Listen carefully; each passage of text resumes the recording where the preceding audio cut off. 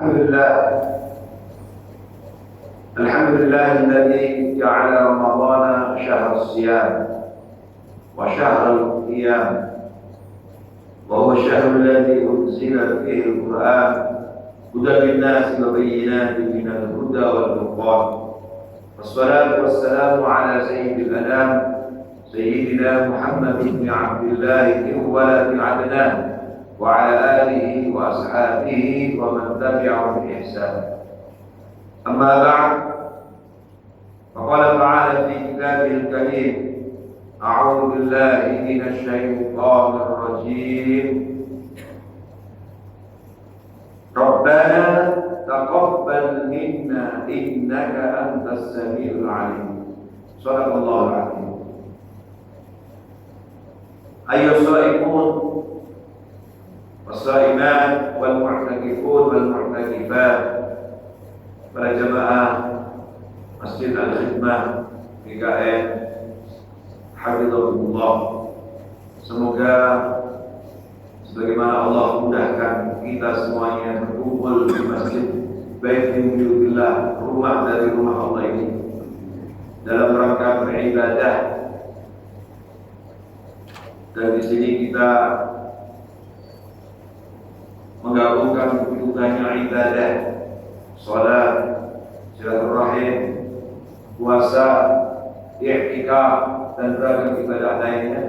Semoga bagaimana Allah mudahkan kita semuanya berkumpul di sini, nantinya di akhirat Allah mudahkan kita semuanya berkumpul di surga. Amin. Amin ya rabbal alamin. Amin.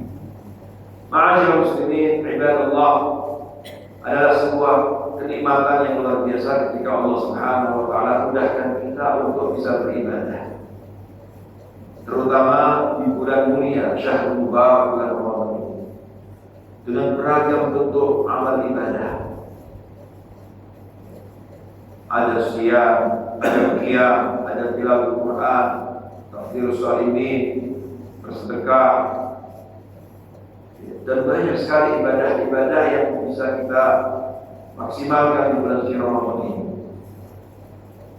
Dan tentu saja harapan kita ketika Allah mudahkan kita beribadah seperti ini adalah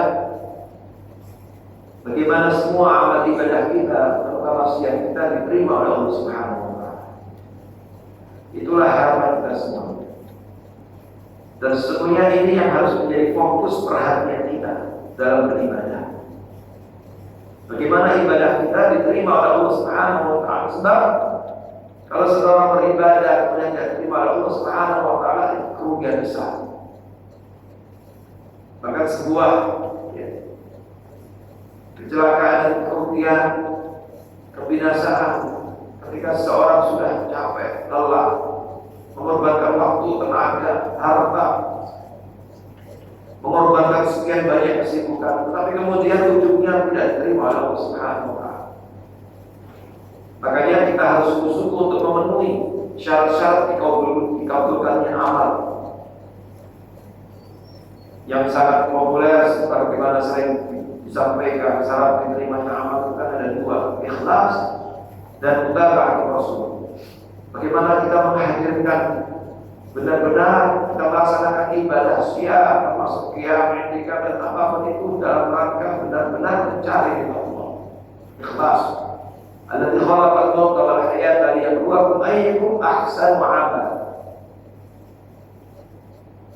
Yang kedua, bagaimana semua amal ibadah kita itu betul-betul mengikuti guidance, aturan yang sudah disampaikan oleh Rasulullah SAW, sehingga kita tidak menjadi musroh, tidak capek sendiri, tapi kemudian tidak mendapatkan pahala Subhanahu wa taala. Dan inilah yang harus menjadi fokus kita. Nah, ini adalah syarat diterimanya amal. Tapi ada tanda diterimanya ibadah puasa kita. Ada tanda diterimanya amal ibadah seorang.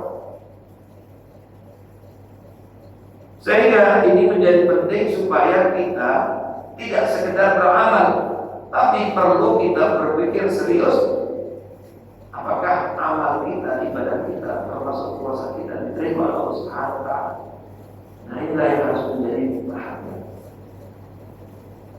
Mungkin kita sering mendapatkan ujian, ujian Ada banyak riwayat dikutip oleh beberapa ulama tentang kebiasaan semangat salafun saleh, generasi terbaik zaman itu. Mereka konon setelah selesai Ramadan itu hingga 6 bulan nggak pernah berhenti. Dari selesai Ramadan sampai 6 bulan itu selalu berdoa kepada Allah, minta supaya diterima puasa, diterima ibadah sampai 6 bulan. Ini apa? Ini adalah bentuk kegelisahan dan kekhawatiran mereka. Khawatir tidak diterima amal ibadah, khawatir tidak diterima puasanya. Dan kegelisahan kekhawatiran ini berlangsung sampai 6 bulan. Bayangkan, 6 bulan. Dan menghadirkan kegelisahan kekhawatiran seperti itu penting, supaya seseorang terus merawat, menjaga, dan terus istiqomah. Makanya Sayyidina Ali bin Abi Thalib radhiyallahu anhu seperti dikutip oleh beberapa ulama termasuk oleh Imam Al-Qasimi dalam Mau'izatul Mu'minin min Ihya Ulumuddin, beliau radhiyallahu mengatakan, la tahtamu liqillatil amal wahtamu bil qulub. Kalian jangan terjebak perhatian fokus kepada sedikitnya amal, tetapi fokuslah bagaimana amal kita itu meskipun sedikit tapi diterima oleh Allah Subhanahu wa taala.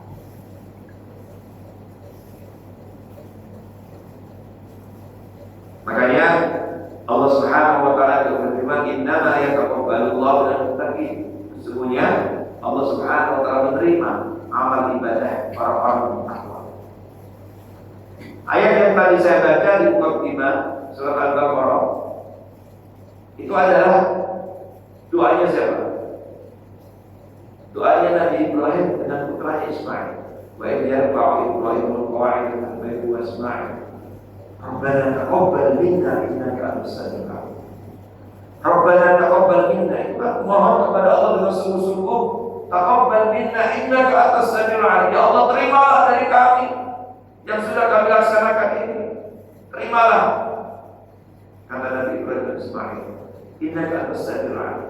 Bapak Ibu, apa yang telah dilakukan oleh Nabi Ibrahim dan putranya Ismail? Beliau ini telah mengerjakan proyek besar, mega proyek. Yaitu wajar Pak Ibrahim al-Qawa'id minal Bait, membangun pilar-pilar fondasi Baitullah Ka'bah Musyarrafah yang sekarang jutaan umat manusia di seluruh dunia mengunjunginya dan semuanya merindukan datang ke sana, datang lagi, tidak ada kapalnya. Pusat sentral perhatian seluruh kaum muslimin, semuanya merindukan, punya cita-cita ingin kesana, pengen kesana.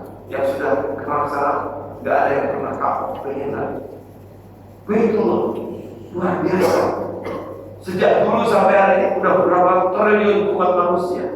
Ini kan proyek besar, mengalahkan proyek-proyek yang nilainya ratusan ribuan triliun. Ka'bah, beliau telah membangun Ka'bah, tempat pusat sentral, dan sekarang jadi kiblat kaum muslimin seluruh dunia. Sudah selesai mengerjakan proyek yang besar seperti itu. Apa? Nabi Ibrahim dan Ismail, padahal beliau juga pilihan Allah, manusia yang dipilih oleh Allah, tetap saja masih merasa khawatir amalnya tidak diterima. Padahal beliau telah menyelesaikan pekerjaan besar. Maka beliau berdoa, diabadikan doanya dalam Al-Quran, Rabbana taqabbal minna innaka antas samiul alim. Ya Allah, terimalah amal kami. Sesungguhnya Engkau adalah Allah, Zat yang Maha mendengar, innaka antas samiul alim, dan Maha tahu. Kata sebagian ulama tafsir, anta ya Ibrahim. Kata sebagian ulama tafsir sampai mengatakan, anta ya Ibrahim. Engkau wahai Ibrahim, Nabi yang agung, manusia yang dipilih Allah mengemban risalah besar. Engkau padahal telah membangun rumah Allah, pilar-pilarnya engkau perkuat, Ka'bah Musyarrafah. telah menyelesaikan tugas yang mulia luar biasa, kok masih saja merasa khawatir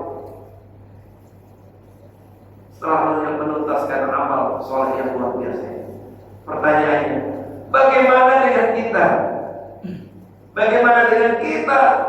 Tentu saja kita harusnya apa? Lebih apa? Lebih khawatir lagi, lebih gelisah lagi. Disinilah mengapa kemudian generasi terbaik salafus saleh, kegelisahan, kekhawatiran itu sampai panjang, sampai 6 bulan pasca Ramadan. Itu menunjukkan bahwa mereka luar biasa kegelisahannya.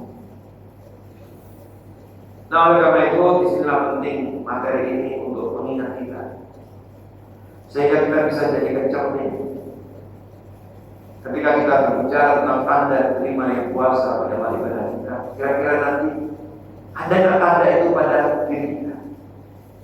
Kalau ada, kita bersyukur alhamdulillah, tapi jangan kemudian puas. Kalau nggak ada, berarti kita harus terus berjuang, berusaha untuk mewujudkan. Apa tanda-tanda diterimanya puasa seorang, amal ibadah seorang? Yang pertama, saudara sekalian, alhamdulillah, di antara tanda diterimanya amal ibadah seorang adalah al-hasanah ba'da al-hasanah. Lahirnya kebaikan demi kebaikan. Dimudahkan oleh Allah untuk melakukan kebaikan setelahnya. Dimudahkan oleh Allah untuk melakukan amal soleh setelahnya. Kalau kita sekarang puasa sebulan penuh dan tidak terasa sekarang sudah tanggal 27 Maret, hari yang ke-27, berarti tinggal 2 hari lagi atau 3 hari lagi. Tidak lama, seperti baru kemarin kita mentakin Ramadan, sekarang sudah di penghujung Ramadan.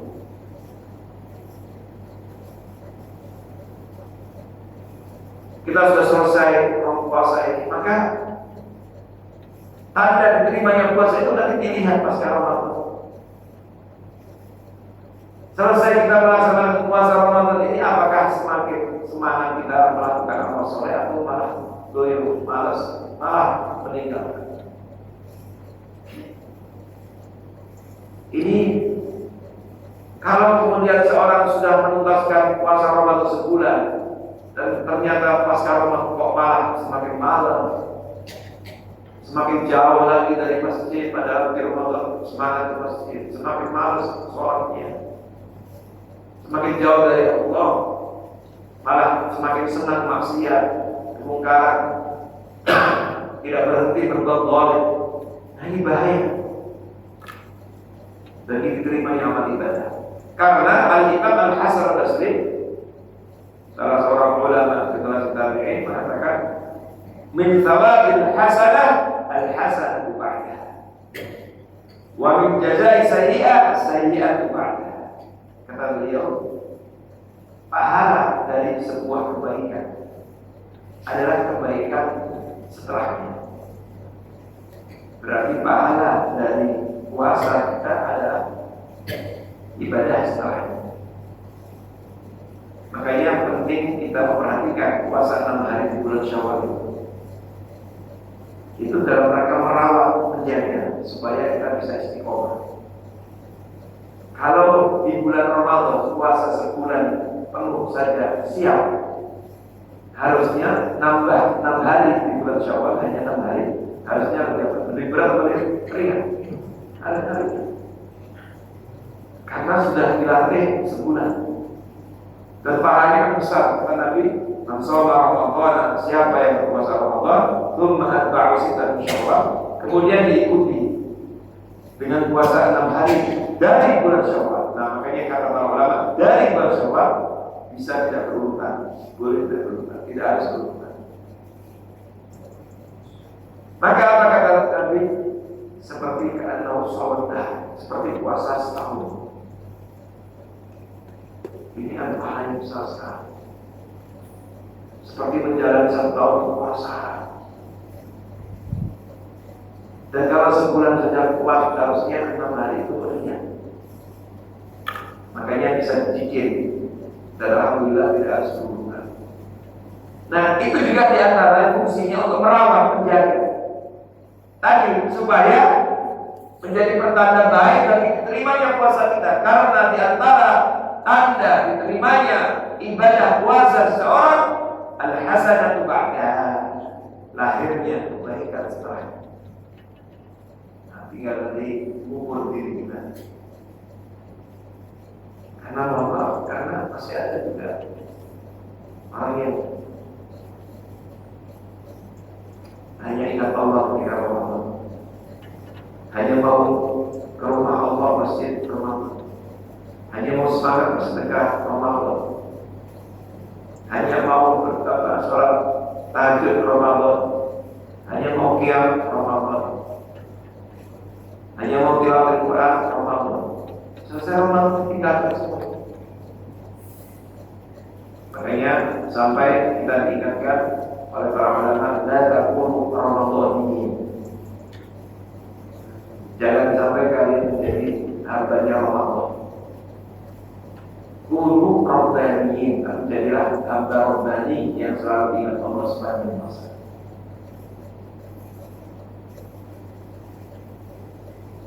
Dan balasan dari keburukan setelah itu. Makanya orang yang melakukan keburukan itu bisa melumpuhi efek, sehingga akhirnya terus-menerus. Orang berbuat bohong itu biasanya melahirkan kebohongan-kebohongan itu. Kalau sudah biasa bohong, jadi melahirkan kebohongan-kebohongan itu. Maka ini penting. Ma'asyarul muslimin hafizahumullah. Yang kedua, di antara tanda diterimanya puasa kita dan amal soleh kita adalah ihtiqarul amal wa sihhu fil qalb. Yaitu bagaimana kita mengecilkan amal kita itu di hati kita. Tidak merasa sudah banyak amal, tidak merasa besar, tidak merasa jumawa, sempurna, soleh dan sebagainya. Meskipun kita sudah puasa sebulan penuh, meskipun tiap malam di bulan Ramadan kita sudah tarawih, qiyamul lail, tahajud, nambah lagi 10 terakhir dengan tahajud. Meskipun kita sudah i'tikaf full 10 hari, meskipun kita sudah membayar zakat, sedekah, meskipun kita sudah menghafalkan sekian kali Al-Quran, meskipun kita sudah melakukan banyak kebaikan-kebaikan, jangan pernah kita merasa sudah sempurna, aku di bawah cukup, amal saya sudah cukup. Nanti setelah Ramadan Syawal nikmat masalah saya cukup. Harus terus ihtiqar, tetap menghinakan, menyedikitkan, menganggap kecil amal kita, sebesar apapun. Dan kalau ada orang merasa seperti itu, itu tandanya amal ibadahnya diterima. Tapi kalau sudah ada yang merasa, wah, sudah diampuni dosa itu, ya, apa lagi maksiat, ini baik. Jadi terus hadirkan kita menganggap sebesar apapun amal kita tetap kecil. Dan begitulah yang harus kita hadirkan, rasa itu. Makanya Al-Imam Ibnu Qayyim rahimahullah, beliau mengatakan wa alamatu qabuli amali ihtikaru wastiqlalu wasi'ru fi qalbika. Dan di antara tanda diterimanya amalmu adalah menganggap kecil di hatimu, sehingga tidak pernah menganggap sudah sempurna, paling sunnah, paling benar, paling soleh, dan seterusnya. Dan itu pertanda baik kalau seseorang merasa. Kadang-kadang orang berhitung-hitung dengan pahala itu, dan akhirnya terjebak dengan hitungan-hitungan itu. Kalau dikalkulasi, saya emang masih sedikit, tapi masih sama ya. Jadi kadang-kadang Itu cara setan menggoda manusia. Itu digoda agar berhenti beramal atau malas setelah melakukan amal. Aku sudah jauh dari dosa ini. Kadang-kadang terasa bisikan-bisikan itu selalu ada di hati manusia. Nah, inilah yang harus diwaspadai. Maka seseorang tidak boleh pernah merasa bahagia. Allah Subhanahu wa taala berfirman, "Wala tamnun tastakthir" di dalam surat Al-Mudaththir. Ini adalah ayat yang menyinggung tentang Rasulullah SAW. Ayatnya kan diberikan kepada Nabi.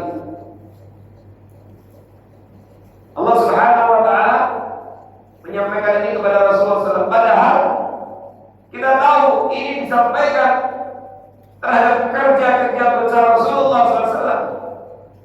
Nabi SAW telah melaksanakan banyak proyek-proyek besar, amalan soleh yang dahsyat luar biasa. Bayangkan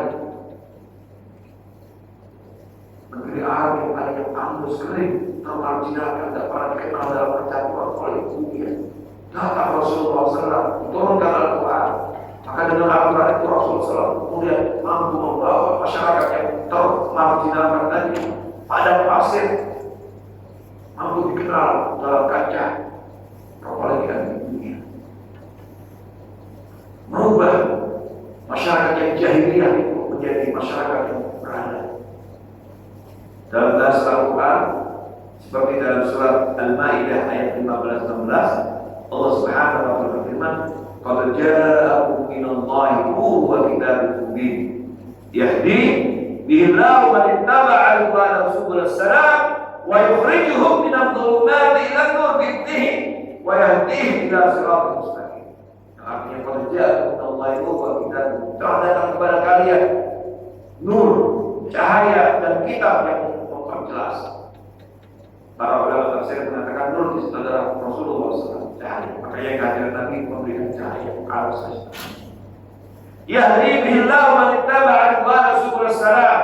Allah Subhanahu wa taala menunjukkan dengan kehadiran Rasulullah SAW dan dengan Al-Quran itu kepada orang-orang yang mengikuti jalan-jalan keselamatan. Wa yukhrijuhum minadh-dhulumati ilan nur.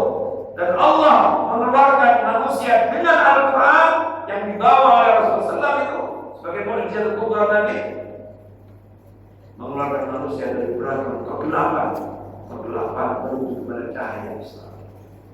Ada kegelapan ideologi, maka saat itu marah penyembahan kepada berhala ateisme, kegelapan dan zulumat akhlakiyah, kegelapan moral, degradasi moral, al-zulumat al-ijtimaiyah, kegelapan kehidupan sosial, al-zulumat al-usariyah, kegelapan kehidupan keluarga, kehidupan sosial.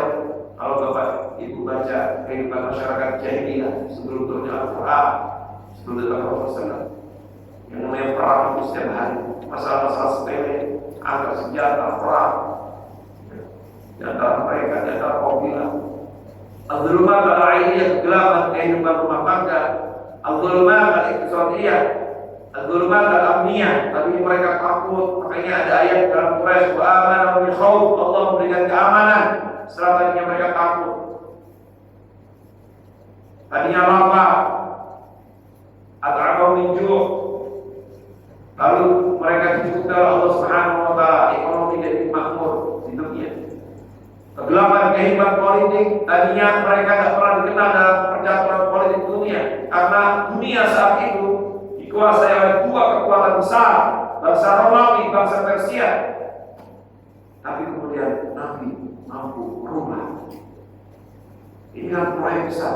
Makanya sampai ada buku yang ditulis oleh Nickelhead, 100 orang yang berpengaruh dalam perubahan dunia, peradaban dunia. Nomor 1 siapa? The Prophet Muhammad Rasulullah SAW. Dan tentang maksud pada Nickelhead ini seorang filosof, penulis dari Amerika, non-Muslim. Tapi dia melihat fakta seperti ini. Nabi sudah melaksanakan begitu banyak kerja-kerja dakwah, kerja-kerja besar, proyek-proyek kebaikan besar, tetap oleh Allah wala tamnun tastakthir, dikasih tahu oleh Allah agar tidak pernah merasa banyak. Bayangkan, Nabi saja diingatkan Allah SWT. Apatah lagi kita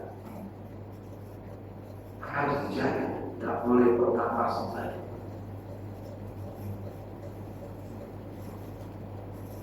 Kemudian berikutnya di antara tanda diterimanya amal ibadah puasa kita atau amal ibadah yang lainnya adalah kathratul istighfar.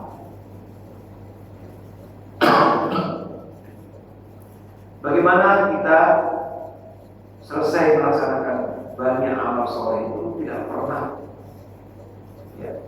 merasa cukup, tapi justru lahir semangat kita untuk tiada henti terus beristighfar, meminta ampun kepada Allah Subhanahu.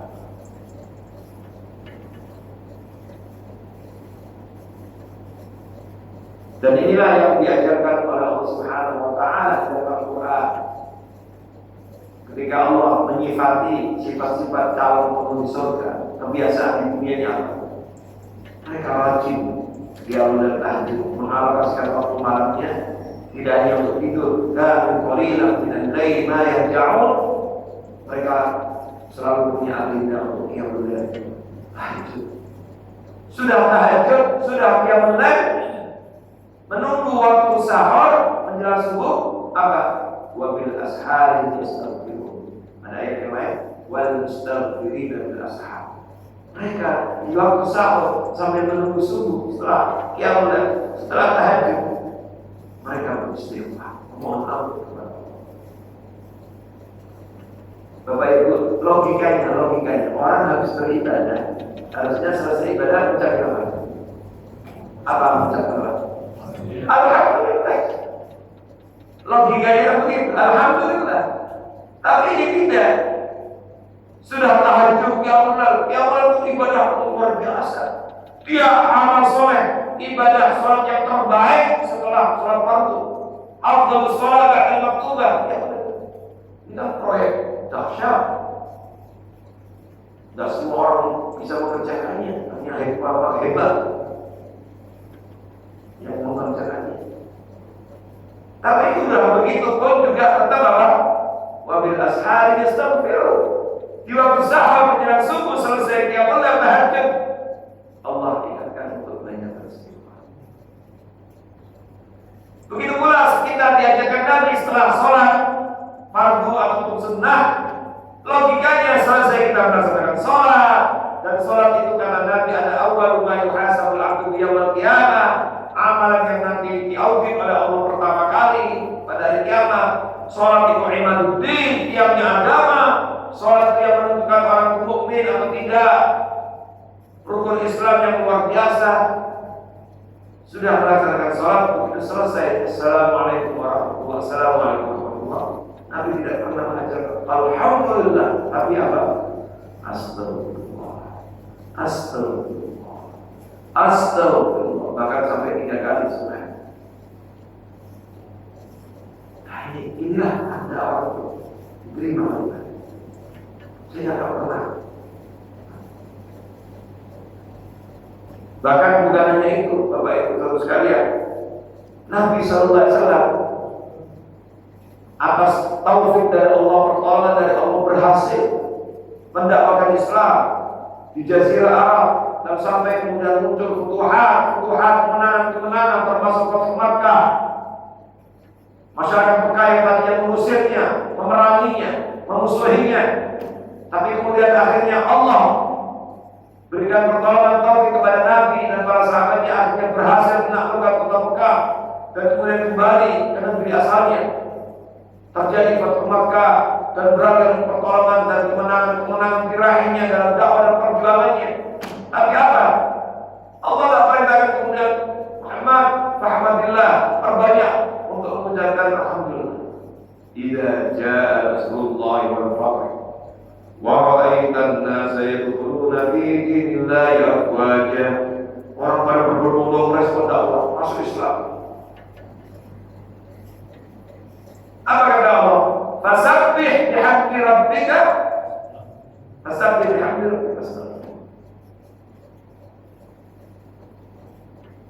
Allah perintahkan untuk tasbih dan untuk beristighfar. Anda telah menyelesaikan kerja-kerja besar. Tapi Allah perintahkan untuk beristighfar. Allah diamankan selamatkan. Benar. Kalau saya ngomong, udah benar.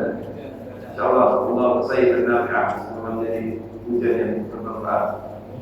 Allah subhanahu wa ta'ala Allah jadikanlah hujan yang turun sebagai hujan rahmat, sebagai hujan rahmat.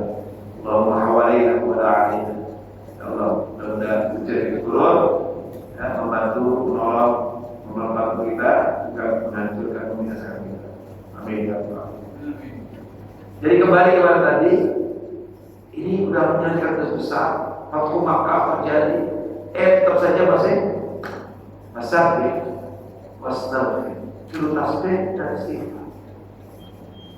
Apa artinya? Sebagai ulama saya mengatakan, kenapa kok sudah meraih kemenangan kok masih disuruh istighfar? Ada dua.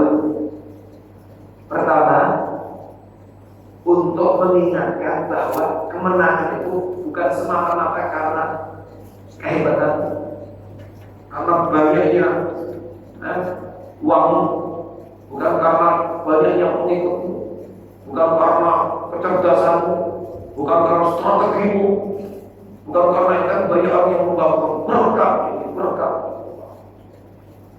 bukan karena kepintaranmu, tapi apa? Nasrullah, idza jaa nasrullah. Dalam ayat yang lain, wa man nasru illa min indillah. Tidaklah pertolongan kemenangan itu kecuali dari sisi Allah. Berapa banyak orang yang sudah kalkulasi, memprediksi ini pasti menang ini, bla. Akhirnya bermalukan Allah dengan kekalahan. Perang Badar itu orang-orang kafir Quraisy itu sudah merayakan kemenangan sebelum perang. Makanya ada ayat wala takunu kalladzina kharaju min diyarihim wa ria'an nas. Ini kata-kata oleh tafsir menyinggung apa orang kafir Quraisy merasa besar. Wah, habis nanti kita kaya mereka. Allah ingatkan jangan sampai kalian keluar dari rumah seperti mereka yang keluar dengan sombong. Bahkan ada riwayat menyebutkan orang-orang kafir Quraisy sebelum perang Badar itu sudah merayakan kemenangan, pesta kemenangan sebelum perang. Diundang di dua kita artis-artis mudah mereka yang pesta-pesta mabuk-mabukan, menyembelih sekian banyak unta. Kenapa? Karena di atas kertas kalkulasinya sudah pasti apa? Menang. Mereka punya persenjataan yang lebih bagus, mereka jumlah mereka banyak. Maka mereka untuk merayakan kemenangan sebelum perang. Tapi kemudian apa yang terjadi?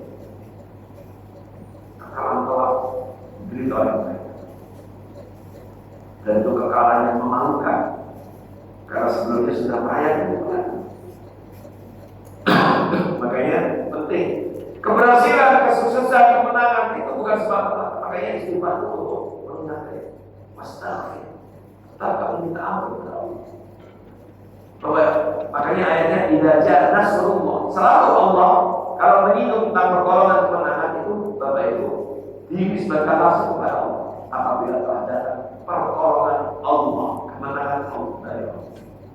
Wa man nasira adalah kemenangan pertolongan itu dari sisi Allah. Yang kedua, kenapa perlu istighfar? Ini untuk mengingatkan boleh jadi dalam kerja-kerja dakwah, kerja-kerja perjuangan, meraih kemenangan, boleh jadi ada ijtihad yang menurut kita benar, tapi ternyata salah. Mungkin ada beberapa langkah-langkah yang kita lakukan dalam meraih kemenangan, menjemput pertolongan Allah. Ada hal yang mungkin menurut kita tidak ada masalah, ternyata ada menjadikan masalah bagi orang lain. Ternyata menjadikan masalah. Menurut kacamata kita tidak ada masalah, ternyata ada masalah. Nah, maka perlu istighfar agar Allah mengampuni kekurangan kita, kekhilafan kita. Kadang-kadang Bapak Ibu dalam melakukan istiadat ada hal yang kadang-kadang kita sudah berusaha, tapi ternyata ada saja yang tersinggung, ada saja yang tersakiti tanpa kita sadar. Nah, itulah fungsinya istighfar. Kita akan berusaha. Oleh karena itu, sangat penting untuk menjadi evaluasi bagi kita semua. Kemudian, Bapak Ibu sekalian, kami sebelum terakhir di antara tanda keterimanya ibadah puasa kita dan amal ibadah yang lainnya adalah asy'ur bis-sa'adah wa tuma'ninah. Kita merasa bahagia, tentram, tenang, damai. Ketika apa? Ketika kita selesai melaksanakan ibadah. Makanya kan ada para ulama ketika menafsirkan surat Al-Qadr dan kemudian mengambil beberapa riwayat dari para sahabat dan salafus saleh. Di antara tanda kalau seseorang mendapatkan Lailatul Qadar, tanda Lailatul Qadar dari sisi eksternal cuaca itu kondusif. Malam itu masya Allah luar biasa. Adem. Paginya itu juga ada tidak panas. Juga tidak panas. Kemudian kita semua dapat Lailatul Qadar. Tapi kita harus optimis, jangan sampai sudah dapat Lailatul Qadar, sisa-sisa hari itu kita sudah dapat Lailatul Qadar. Ya, tetap hadirkan semangat. Siapa tahu nanti malam tertunda, siapa tahu bisa malam sampai akhir. Terus hadirkan optimis. Artinya apa? Ada ketenangan, kesejukan. Alam semesta ini ikut tenang bersamaan dengan ketenangan hati di dalam iman. Alladzina amanu wa tatma'innu qulubuhum bi dzikrillah. Ala bi dzikrillah tatma'innul qulub. Allah Subhanahu wa ta'ala sampaikan, ala inna awliya Allah la khaufun 'alaihim wa la hum yahzanun. Jadi ada ketenangan. Makanya Nabi sallallahu alaihi wasallam dalam hadis sahih juga ada di Riyadhus Shalihin atau di Arba'in Nawawiyah. Riyadhus Shalihin. Nabi menyampaikan al-bir mam'anat ilahi nafsu. Bahwa yang punya kebaikan itu menjadikan seseorang tenang. Jadi kalau seseorang sudah melaksanakan puasa Ramadan, kok tidak pernah mendapatkan ketenangan jiwanya, baik ada masalah tadi. Karena aslinya ibadah itu menenangkan. Ibadah itu membuat seorang damai. Zikir itu menjadikan orang menjadi tenang hati. Alladzina amanu wa beriman wa tatma'innu qulubuhum bi dzikrillah. Tenang hatinya. Ala bi dzikrillah. Ingatlah berzikir kepada Allah hati manusia. Maka orang menjadi tenang, sehingga menjadi bijak, punya harisma. Kalau dia membuat kebijakan yang baik, kalau dia membuat regulasi, mempertimbangkan berbagai hal, memberikan diri keluarga bangsa dan wakil, sakinah, harisma, wibawa, tenang. Kembali ke dalam kehidupan rumah tangga yang tidak menjadi sosok para rumah tangga yang tenang, berwibawa, dihormati, menjadi suami yang baik, menjadi istri yang baik, menjadi anak yang baik lagi, menjadi pekerja yang profesional, jadi anggota masyarakat yang baik. Kalau dia pemimpin menjadi lebih baik, dan seterusnya begitu.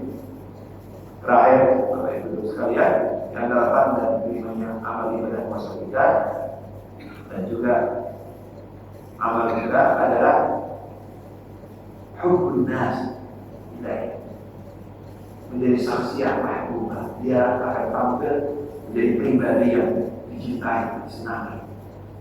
Karena memancar dari dirinya sinar-sinar cahaya dari amal solehnya itu yang menyinari akhlaknya, muamalah yang terbaik. Akhirnya dia menjadi saksi apa? Makbulah wa mahbubah, pribadi yang terima, pribadi yang dicintai. Dan itulah yang disampaikan ya, di dalam hadis sahih, idza ahabballahu li fulan, apabila Allah itu mencintai diakti, mencintai diakti, mencintai seorang hamba. Nah, Jibril itu sampai manggil kepada penduduk langit, inna Allah yuhibbu fulanan fa'ahbibhu. Wahai penduduk langit, Allah mencintai fulan, cintailah dia. Wa yuhibbu Jibril. Jadi Allah kalau mencintai hamba, manggil Jibril, kalau dikatakan Allah mencintai dia, diminta Jibril untuk mencintai. Lalu Jibril manggil kepada penduduk langit, innallaha yuhibbu fulan fa'ahibbuhu. Wahai penduduk langit, cintailah fulan. Wa yuhibbu ahlus sama'. Lalu penduduk langit semuanya mencintainya. Tsumma yudha'u lahul qabul fil ardh. Kemudian tandanya ia menjadi pribadi yang bisa diterima, mahbubah yang dicintai oleh penduduk bumi. Itu pertanda naik bagi amal seorang. Barakallahu. Semoga Allah Subhanahu wa taala menolong kita untuk bisa kita menghadirkan tanda-tanda diterimanya amal dalam kehidupan kita. Makanya di antara yang harus kita lakukan juga di antaranya selain ikhtiar tadi itu selesai juga kita sampaikan dalam doa-doa kita. Makanya Nabi SAW mengucapkan doa kita, Allahumma inna nas'aluka ilman nafi'a wa nas'aluka rizqan thayyiban wa nas'aluka amalan mutaqabbalan. Maka selalu diminta, ya Allah, kami mohon kepadamu ilmu yang manfaat, rezeki yang thayyib dan amal yang diterima. Makanya di antara doa kita juga seperti doa yang kedua, Rabbana taqabbal minna innaka antas samiul alim. Ada juga boleh Rabbana taqabbal minna siyamana wa qiyamana wa tilawatana wa sadaqatina wa jami' a'malna shalihan fi hadzal syahril karim. Itu beberapa versi. Yang penting intinya kita minta terus kepada Allah. Semoga Allah menerima semua amal kita. Ini yang paling penting dan kita harapkan terus. Dan dulu sahabat Rasulullah sampai meminta ini sampai 6 bulan sahabat jangan berhenti sakit khawatirnya, gelisahnya, khawatir amal tidak terima Allah Subhanahu. Ramadan mubarak, qablallahu minkum. Aku lihat sahabat Rasulullah dibuka aja.